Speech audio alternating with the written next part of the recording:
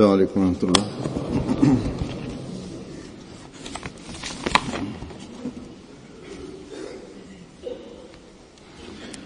أشهد أن لا إله إلا الله وحده لا شريك له وأشهد أن محمدا عبده ورسوله أما بعد فأعوذ بالله من الشيطان الرجيم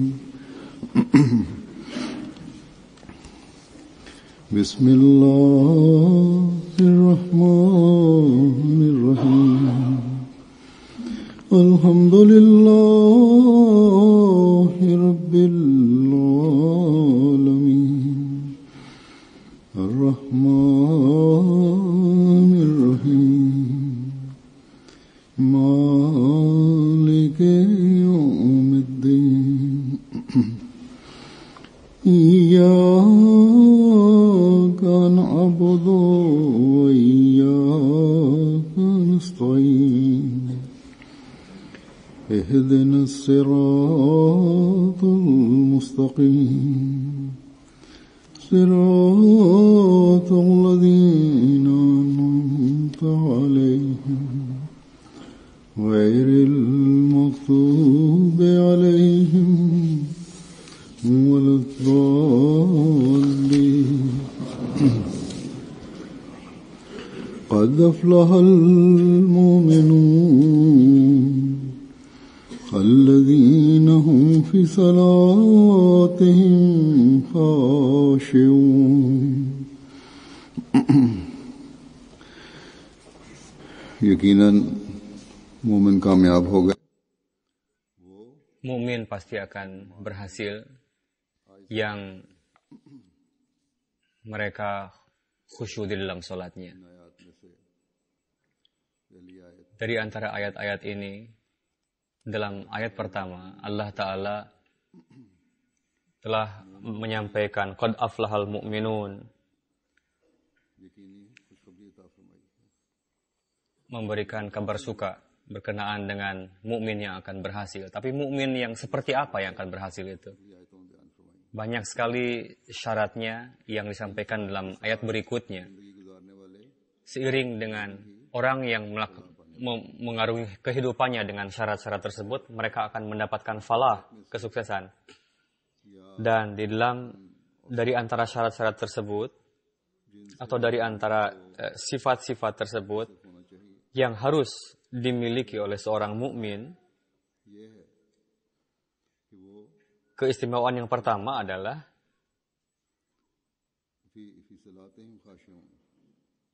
mereka khusyuk di dalam salatnya. Di dalam salat mereka memperlihatkan kekhusyuan.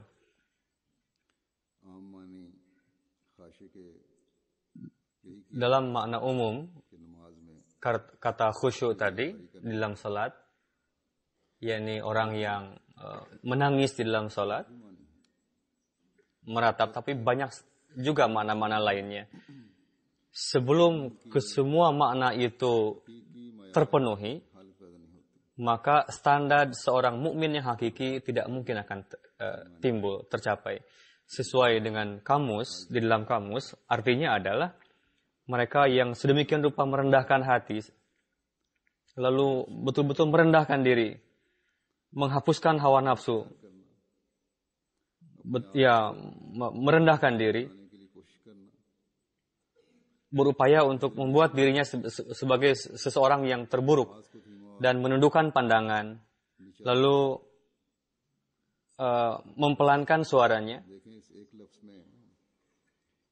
Di dalam satu kata itu,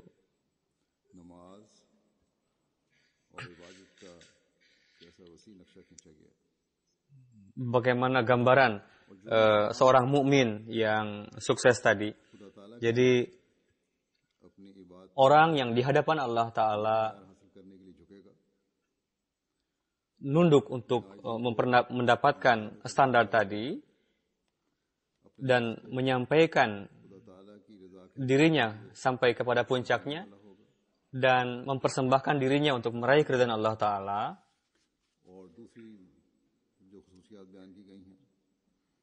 Dan keistimewaan lain yang disampaikan, mereka menjadi orang yang memiliki semua sifat itu. Orang yang mendapatkan qurub ilahi, mereka akan memberikan perhatian bahwa seiring dengan melaksanakan hak-hak Allah Ta'ala, sesuai dengan perintah Allah Ta'ala, aku akan melaksanakan hak-hak makhluk. Lalu salat-salat tersebut akan menjadi yang menata kehidupannya, penata kehidupannya. Dan sesuai dengan sabda Hazrat Masih Maud alaihi salam, anggaplah diri sendiri sebagai seorang yang paling buruk di antara yang lain. Dan itu menjadi gambaran dari sabda tersebut. Dan sembari mereka betul-betul menghapus ketakaburan, kesombongannya, dan mereka berupaya untuk terbebas dari itu semua, itu akan menata kehidupan. Dengan cara seperti itu akan menata kehidupan dirinya. Mereka menundukkan pandangannya karena rasa malu, tidak hanya dalam sholat saja, bahkan di dalam kehidupan keseharian pun mereka mengamalkan hal itu. Karena itu akan banyak sekali keburukan yang akan terhindar dari keburukan di dalam lingkungan. Berkenaan dengan merendahkan suara, ketika itu dicapai, maka dalam kehidupan sehari-hari mereka akan terhindar dari teriak-teriak dan mengeluarkan suara yang tinggi ketika pertengkaran. Jadi banyak sekali keburukan yang berkaitan dengan kehidupan sehari-hari. Seorang mukmin karena ibadahnya, karena salatnya, itu akan terhapus semuanya. Jadi Allah Ta'ala berfirman, salat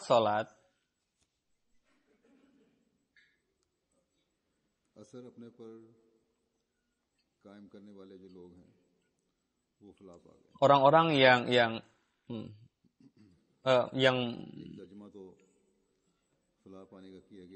orang seperti yang akan mendapatkan kesuksesan.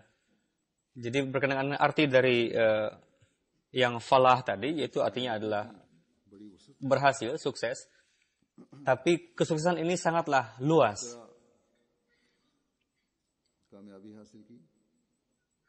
Bagaimana kesuksesan bisa diraih? Ada beberapa makna di dalam lughat, yaitu mendapatkan kemudahan, mendapatkan kelapangan, lalu mendapatkan keberuntungan, lalu tergenapinya seluruh hasrat, mendapatkan penjagaan, lalu selamanya mendapatkan kebaikan dan mendapatkan nikmat-nikmat. Jadi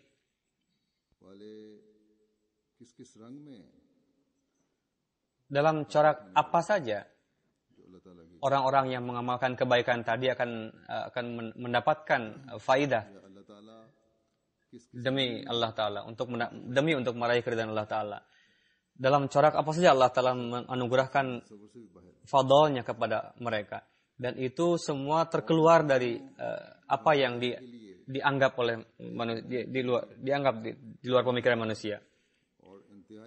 Langkah yang pertama yang terpenting adalah yaitu menciptakan kekhusyuan di dalam salat. Untuk meraih hal-hal ini,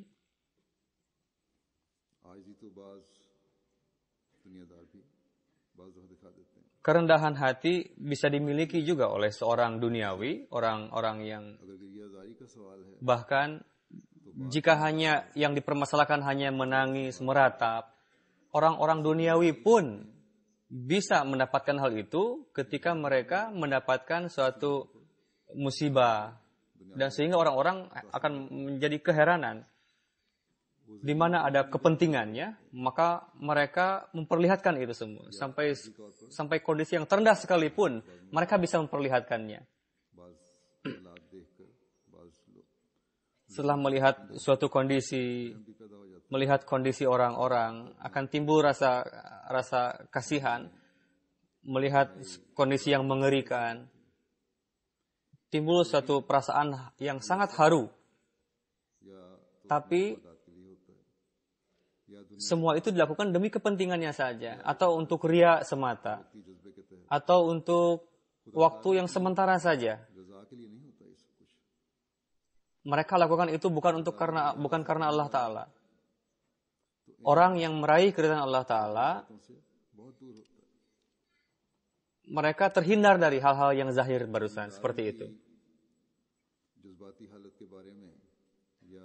Berkenaan dengan gejolak orang-orang duniawi tadi, atau ratapan yang sementara dan perbuatan ria, Hadrat Masih Maud alaihissalam bersabda dalam satu, banyak sekali orang-orang yang saya lihat dengan mata kepala sendiri, dan orang-orang selain dari itu juga, bagaimana ketika mereka melihat suatu pemandangan yang mengerikan, mendengarkan kisah-kisah yang menyedihkan, mereka sedemikian rupa terharu dan mulai menangis, mencucurkan air mata, layaknya air hujan yang turun secara tiba-tiba dari awan. Sehingga orang-orang yang sedang tidur di luar itu tidak sempat untuk mengangkat kasurnya supaya terhindar dari basahnya air tadi.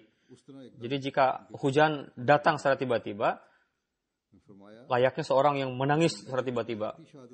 Jadi saya menyaksikan dengan mata kepala sendiri bahwa banyak sekali orang-orang seperti itu.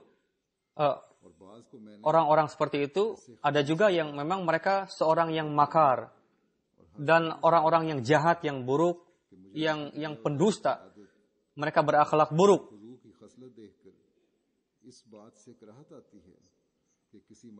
Melihat hal itu, saya merasa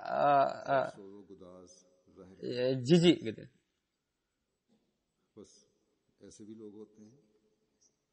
Jadi ada juga orang seperti itu, yang melihat suatu pemandangan yang mengerikan, mereka pun langsung mencucurkan air mata.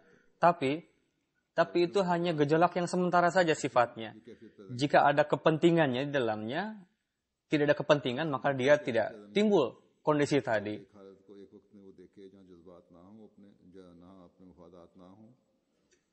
Jika tidak ada kepentingan baginya, maka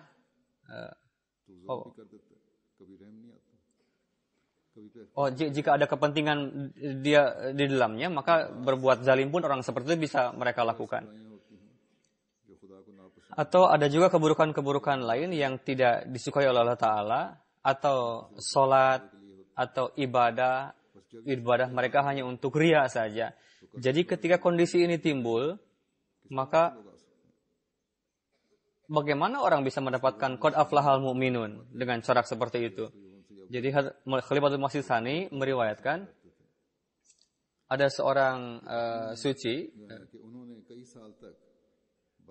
Jadi dia melaksanakan sholat secara dawam di masjid sampai bertahun-tahun dengan niat supaya orang itu memuji dirinya. Tapi bagaimana Allah Ta'ala berkat kebaikan yang pernah dia lakukan sebelumnya memasukkan ke dalam hati orang-orang supaya semua orang mengatakan munafik kepada orang tadi yang sholat bertahun-tahun tadi. Dia ingin supaya orang memuji, tapi yang dapat bukanlah pujian, malah cacian, munafik. Jadi pada akhir suatu ketika orang suci tadi dia berpikir, waktu telah kusia-siakan, tapi tidak ada orang yang memujiku. Tapi jika aku beribadah kepada Allah Ta'ala, maka Allah Ta'ala akan ridho. Lalu sedemikian rupa dia, sehingga dia pergi ke hutan, dia mulai menangis dan berdoa, lalu bertobat dan berjanji, ya Tuhan, sekarang aku akan beribadah hanya demi Engkau semata, hanya karena Allah semata. Ketika dia pulang, Allah Ta'ala memasukkan ke dalam hati orang ini bahwa orang ini saleh, sangat saleh, tapi tidak tahu kenapa orang telah memberikan nama buruk kepadanya, sehingga orang-orang mulai memujinya. Lalu dia bersyukur pada Allah Ta'ala, ya Allah, hanya 1 hari saja aku melaksanakan salat karena Engkau, karena Allah Ta'ala, tapi akibatnya adalah orang mulai memujiku. Lihatlah, ketika timbul pikiran bahwa dia ibadah untuk meraih keridhaan Allah Ta'ala, maka Allah Ta'ala pun ridho kepadanya.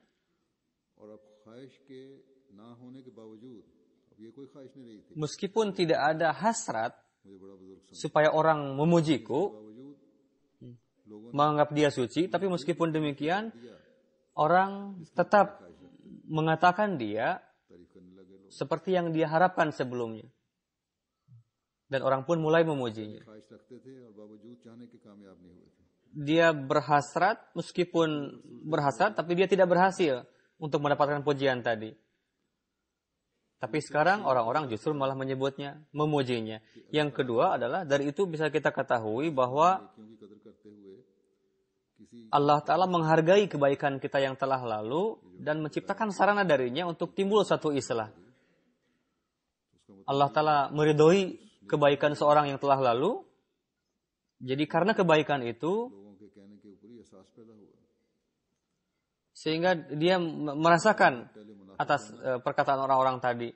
Orang-orang yang sebelumnya mengatakan munafik kepadanya, dan justru itu yang menjadikan dia mendapatkan islah. Seperti yang saya katakan tadi, bahkan Allah Ta'ala ridho dengan perbuatan baik yang pernah dia lakukan sebelumnya. Untuk itu Allah Ta'ala menciptakan sarana sehingga ibadahnya hanya dilakukan karena Allah Ta'ala. Karena Allah Ta'ala sendiri ingin memperbaikinya, sehingga dia pun timbul pemikiran atas perkataan orang-orang tadi. Jika Allah Ta'ala tidak menghendaki orang-orang memujinya, yang mengakibatkan dia menjadi egois, menjadi sombong, dan lebih gila lagi dalam dosa-dosa. Tapi Allah Ta'ala menghendaki, disebabkan karena kelakuan baik sebelumnya, itu dijadikan sarana Allah Ta'ala untuk mendapatkan islah. Dan ikut serta, termasuk ke dalam orang-orang yang mendapatkan falah, keberhasilan. Jadi kebaikan yang pernah dilakukan sebelum ini pun, meskipun ada timbul suatu dosa, bisa menyebabkan manusia terhindar dari hasil yang buruk, sehingga manusia dikategorikan sebagai orang yang mendapatkan keberhasilan. Ini tergantung kepada sifat rahmaniyat Allah Ta'ala. Tapi Allah Ta'ala memberikan garansi kesuksesan tadi kepada orang-orang mukmin yang mereka berupaya untuk mendapatkan rahimiyatnya. Yang syaratnya adalah khusyuk di dalam salat dan ibadah. Dilakukan karena Allah Ta'ala. Hadrat Masih Maud alaihissalam menjelaskan berkenaan dengan topik ini, bagaimana memberikan dalam proses bagaimana kelahiran manusia. Masih Maud alaihissalam kaitkan, yakni alladzina hum fi salatihim khashi'un.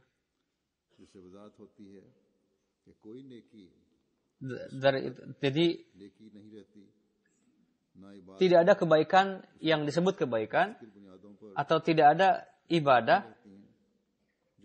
yang bisa disebut ibadah yang abadi sebelum Allah Ta'ala mengikatkan manusia dengan sifat rahimiyatnya, atau sebelum dia berusaha untuk meraihnya.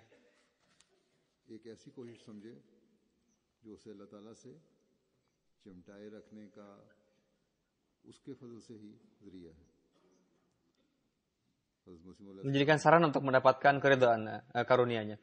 Hadrat Masih Maud alaihissalam bersabda, tingkatan yang pertama yaitu wujud rohani seorang mukmin, yaitu khusyuk, menangis dan meratapi yang ada, yang terdapat dalam salat dan zikir ilahi, yakni nangis, meratap और एक तड़प betul-betul larut di dalam salat, के अंदर पैदा करना और एक खौफ menciptakan itu semua di dalam diri.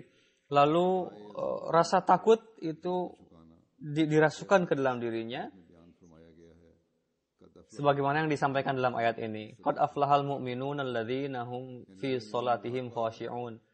Yani mukmin akan mendapatkan kesuksesan yang di dalam salatnya एक तौर की याद इलाही में dan di dalam setiap हर एक तौर zikir ilahinya, tidak hanya salat saja, की रोतनी और इज्जो न्याज ada meratap tadi, rendah hati tadi, सोजो गुदार dan menangis dan और दिली जोश betul-betul larut, fana dengan penuh semangat. Dia sibuk dalam mengingat Allah Ta'ala. नमाज में Di dalam salat, गुदार रहने वाला खुशू करने वाला orang yang menangis, yang khusyuk di dalam salat, याद इलाही में भी di dalam zikir ilahi yang lainnya pun, kondisi ini jugalah yang diciptakan. Seperti yang ada di dalam salat. मानों में कराए Yang telah saya jelaskan sebelumnya, के बयान किया secara bahasa dalam kamus, bagaimana arti khusyuk. Hadrat Masih Maud Islam bersabda, याद इलाही में फिर रोतनी dalam setiap cara-cara zikir ilahi tadi timbul satu ratapan, kerendah hatian. Jadi meskipun dia tengah berjalan, tengah zikir ilahi, dia zikir ilahi juga. और जब याद इलाही हो तो हर अमल Ketika zikir ilahi tadi ada, रोजमर्रा के ingat kepada Allah Ta'ala, खुदा ताला की याद को सामने रखते हुए उसके dan dia mengedepankan hal itu, एज mengingatkan kepada perintah-perintah Allah Ta'ala, itu menciptakan satu rasa takut dan rendah hati dalam dirinya. Masing-masing bersabda, जो कुरान शरीफ में orang yang समझ लें merenungkan Quran Syarif dan memahami bahwa kondisi khusyuk di dalam salat और नुत्फे merupakan nutfah bagi wujud rohani, आने का dan seperti nutfah, और सिफात seluruh daya dalam kekuatan insani जैसे कि मैंने कहा था tersembunyi di dalamnya bentuk kekuatan. मिसाल बयान हो रही है Seperti tingkatan dalam bagaimana proses kelahiran seorang anak manusia. Sebagaimana रहम में जाकर nutfah बच्चा बनकर पैदा होता है masuk ke dalam rahim menjadi seorang anak, तमाम खुसूसियत lalu seorang manusia yang sempurna, इसी तरह dia खुशू menjadi seorang manusia yang sempurna. Begitu juga khusyuk menempuh tingkatan rohani, रूहानी लिहाज से इंसान को मुकम्मल करता dari sisi rohani menyempurnakan manusia. है और जैसा कि नुत्फा Lalu beliau bersabda, उस वक्त तक sebagaimana nutfah जब तक रहम berada dalam kondisi yang riskan, bahaya, sebelum dia masuk ke dalam rahim. ज़ाया होने का खतरा है जब तक रहम में चला नहीं Ada जहाँ उसकी आगे ada peluang untuk dia gagal sebelum dia masuk ke dalam rahim, sesuai dengan hukum alam. फरमाया ऐसा ही रूहानी वजूद की ये इब्तिदा Jadi begitu juga wujud kondisi awal rohani wujud rohani, khusyuk pun berada dalam masa yang rentan sebelum dia masuk ke dalam rahim Allah Ta'ala, sifat rahimiyat Allah Ta'ala. के हो Jadi रहमानियत की सिफत से होता है जैसा कि जो कुछ खुदा ने ज़मीन व आसमान वगैरह sebagaimana apapun yang Allah Ta'ala ciptakan dunia ini untuk manusia, ये सब atau Allah Ta'ala menciptakan manusia sendiri, फैज़ रहमानियत से ज़हूर में आया लेकिन जब कोई फैज़ ya, tampil dalam corak limpahan keberkatan rahmaniyat. और रियाजत के Jadi ibadat mujahidah रहमियत का फैसला sebagai gantinya disebut sebagai limpahan keberkatan rohaniyat, rahimiyat. आया यही सुन्नतुल्लाह Beliau bersabda, inilah sunnatullah जारी है untuk keturunan Adam yang berlangsung. Jadi इलाही में ketika manusia इख्तियार करता है तब khusyuk di dalam salat dan beribadah, के लिए मुस्तैद बनाता है maka dia akan menjadikannya dia siap untuk mendapatkan tadi rahimiyat tadi. Jadi tingkatan pertama tadi, kondisi khusyuk, नुत्फा bedanya adalah ताज होता है nutfah memerlukan tarikan rahim, यानी रहीम की कशिश की तरफ dan rahim itu रखता है। और जैसा कि नुत्फे के लिए मुमकिन है कि वो रहम sebagaimana nutfah tadi masih mungkin dia gagal sebelum mendapatkan tarikan dari rahim, begitu juga untuk wujud rohani रहीम की कशिश yang untuk kondisi khusyuk mungkin saja sebelum ditarik oleh rahim tadi, sebelum sampai dia telah rusak duluan. पहले ही बर्बाद कर देती है। फरमाया जैसा कि बहुत Sebelumnya sudah rusak gitu. Jadi sebagaimana banyak sekali orang yang pada kondisi awal mereka nangis di dalam salat-salatnya dan meratap, menjerit, dan dia menzahirkan betul-betul kegilaan kecintaan kepada Allah Ta'ala. फजल से जिसका नाम Tapi karena कोई ताल्लुक पैदा नहीं होता, zat yang Zulfadli itu namanya Rahim, tidak ada, जो रहीम है उससे ताल्लुक नहीं पैदा होता Allah Ta'ala Maha Rahim, और ना उसकी खास, tidak, dia orang tadi tidak melakukan menjalin ikatan seperti yang seharusnya. इसलिए उनका वो तमाम सोज़ो गुदाज और Untuk itu, tangisan tadi, seluruh kondisi khusyuknya tadi tidak ada faedahnya sedikit pun. Dan terkadang langkahnya pun tergelincir. Sampai-sampai नबियों की बैत में lebih buruk lagi dari kondisi yang sebelumnya. Setelah beat kepada Nabi, contohnya, banyak sekali orang yang murtad setelah itu. Pada zaman Hazrat Masih Maud alaihissalam pun, जिक्र आता है, सब कुछ contohnya Dr. Abdul Hakim, के बावजूद अपनी नेकियों में पहुंचने के बावजूद meskipun dia mendapatkan, sudah sampai kepada tingkat kebaikan, tapi dia betul-betul mahrum dari itu semua.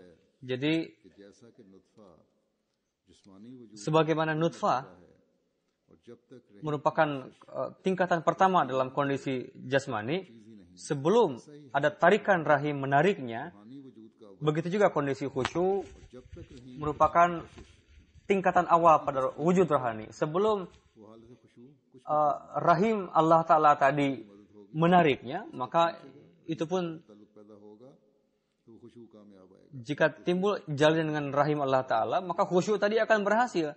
दुआएं कबूल Tidak hanya menangis saja. Ada orang mengatakan, oh dia menangisnya keras sekali, begitu khusyuknya. Tapi sia-sia saja.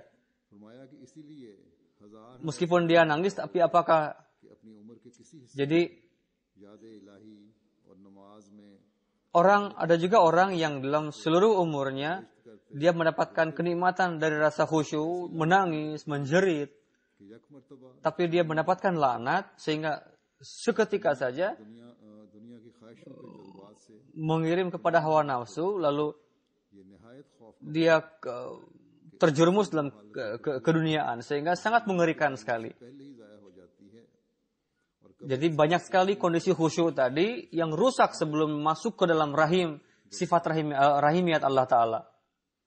बस कोई ये दावा नहीं कर सकता Jadi tidak ada yang bisa mengklaim बातें खुशू के आलम bahwa ibadahnya sudah sampai kepada tingkat tertinggi dalam khusyuk. Khusyuk seperti yang saya katakan di awal bahwa mencakup seluruh bagian कर चुका हूँ, मानी में वजात कर चुका yang sudah saya sampaikan tadi dari sisi maknanya. हूँ। जियात तमाम तर Ketika seluruh bagian ini, अदा हो seluruh kerendahan hatian dan dilaksanakan dengan penuh kerendahan hatian, maka rahimiyat Allah Ta'ala akan tampil. Permisalan yang diberikan oleh Hazrat Masih Maud alaihissalam ini नहीं पता कि रहीम खुदा की रहीमियत ने di dalamnya manusia tidak tahu फल लगाना bahwa rahimiyat Allah Ta'ala kapan akan menerimanya. Jadi perlu suatu upaya yang berkesinambungan. Karena tidak diketahui नहीं और कब बच्चा पैदा होना है। kapan akan terjadi pembuahan, kapan anak ini akan terlahir. जिस तरह बाज दफा रहम में Jadi sebagaimana terkadang जाकर फिर anak tadi, nutfah tadi हामिल हो masuk ke dalam rahim, जाता, ऐसा ही बाज दफा tapi अपना फोन बंद करे जिसको lalu hamil, itu tolong suara HP berbunyi. Biasakanlah untuk mematikan HP di masjid. मैं वजात कर रहा हूँ ये जैसा कि आपने कहा Seperti yang beliau sabdakan sebelumnya, जिस तरह रहम में जाकर permisalan nutfah tadi masuk ke dalam rahim, हामिल हो जाता है नुतफा, ऐसा ही बाज tapi mengandung kekurangan, Begitu juga lah khusyuk seseorang jika itu ditanamkan, tapi terkadang gagal, rusak, timbul ketakaburan, kesombongan, sebagaimana ada orang yang telah menerima Nabi, baiat kepada Nabi, lalu meninggalkannya, karena di dalamnya timbul ketakaburan. Sehingga dia melepaskan kebaikan yang telah dia dapatkan tadi. Jalinannya dengan Allah Ta'ala akan terus bertegak ketika dia menjalin ikatan dengan utusan Allah Ta'ala. Ketika mereka meninggalkan jalinan dengan para utusan Allah Ta'ala tadi, maka dia masuk ke dalam sumur kesesatan. Jadi senantiasalah kita memperhatikan takut kepada Allah Ta'ala untuk meraih rahimiyat Allah Ta'ala, harus berupaya dan mintalah senantiasa karunia Allah Ta'ala. Berupayalah untuk menciptakan ikatan sejati dengan Allah Ta'ala. Dengan dikabulkannya beberapa doa atau kita mendapatkan mimpi benar, janganlah kita senang duluan. Allah Ta'ala tidak pernah berfirman bahwa dengan satu doa kamu dikabulkan dan dengan kamu melihat mimpi yang benar, maka aku akan masukkan kamu ke dalam orang-orang yang falah. Tidaklah seperti itu. Orang yang mendapatkan kesehatan tadi, meskipun mereka sudah sampai kepada kerendahan hatian, meskipun mereka menjauhkan dari segala kelagauan, meskipun mereka membelanjakan hati di jalan Allah Ta'ala, menjaga kesuciannya, meskipun mereka memenuhi segala tuntunan janji-janji mereka, meskipun mereka melaksanakan hak-hak ibadahnya, meskipun mereka melaksanakan hak-hak salatnya, tapi tetap saja mereka mengatakan, ya Allah, lindungilah aku di dalam cadarmu. Karena tanpa itu, kami tidaklah ada artinya. Jadi, karunia Allah Ta'ala lah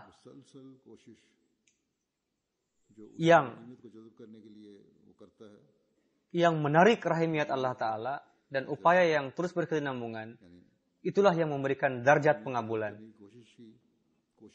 Jadi upaya untuk meraih rahimiyat tadi teruslah berkesinambungan. Jika itu dilakukan terus-menerus, maka akan meraih keridhaan Allah Ta'ala, karunia Allah.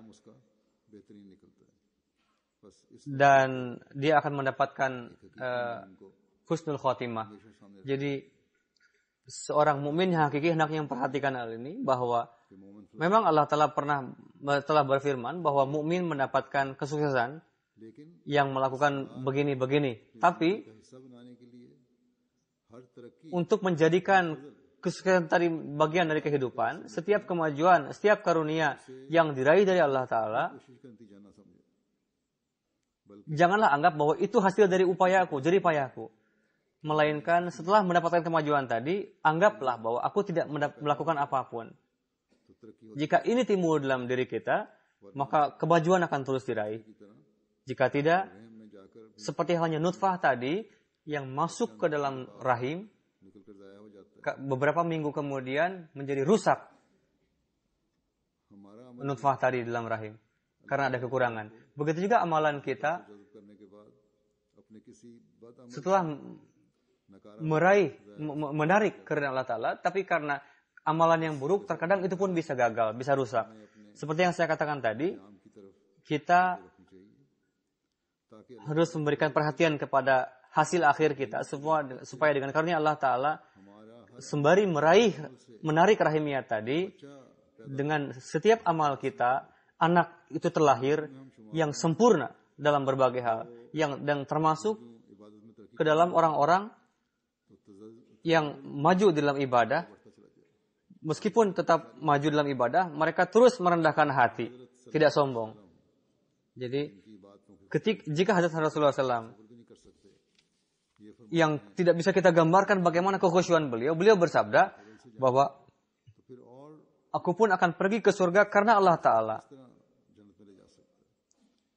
Lantas bagaimana orang biasa berpikir bahwa dia masuk ke surga karena usahaku? Jadi Hazrat Rasulullah SAW meskipun mendapatkan keistimewaan yang seperti itu, dan Allah Ta'ala pun memberikan jaminan kepadanya, dan beliau pun diciptakan untuk mengislah dunia, beliau pun bagaimana beliau meningkatkan terus kerendahan hatian beliau, sehingga di dalam nafal-nafal beliau tetap saja melakukan nafal-nafal sampai kaki beliau bengkak-bengkak untuk menarik keridhaan Allah Ta'ala, karunia Allah Ta'ala, secara terus-menerus memperlihatkan kerendahan hatian dan ketakutan kepada Allah Ta'ala. Yang ini penting untuk bagi setiap mukmin yang hakiki dalam memulai salat dan mengakhirinya. Ada perbedaan yang jelas bahwa sebelum salat, jika ada ketakaburan, kesombongan dalam diri kita, maka setelah selesai salat, maka hatinya harus bersih dari segala ketakaburan tadi. Begitu juga hal-hal lain, setiap akhir dari ibadah tadi bisa seharusnya betul-betul menghabiskan ketakaburannya dan menzahirkan kerendahan hatiannya. Dan perlakuan kepada orang lain hanya untuk meraih keridhaan Allah Ta'ala, sembari meraih kerendahan hati. Jadi ibadat-ibadat harus membuat kita semakin tunduk, supaya rahimiyat Allah Ta'ala senantiasa segar, menanamkan buah-buah yang segar dan sehat. Kita harus menilik pada kelemahan-kelemahan kita dan menjadikan orang-orang yang menambahkan lagi karunia-karunia Allah. Jadi semoga Allah Ta'ala menjadikan kita orang-orang yang senantiasa beristighfar, dan kebaikan yang dalam pandangan Allah Ta'ala baik itu menjadi sarana untuk meraih keridhaan Allah Ta'ala. Semoga di antara semua kita termasuk ke dalam orang-orang yang meraih falah, yaitu kesuksesan. Amin.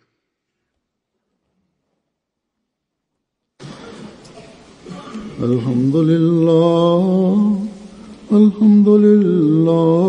nahmaduhu wa nasta'inuhu wa nastaghfiruhu wa nu'minu bihi wa natawakkalu alayhi wa na'udzu billahi min shururi anfusina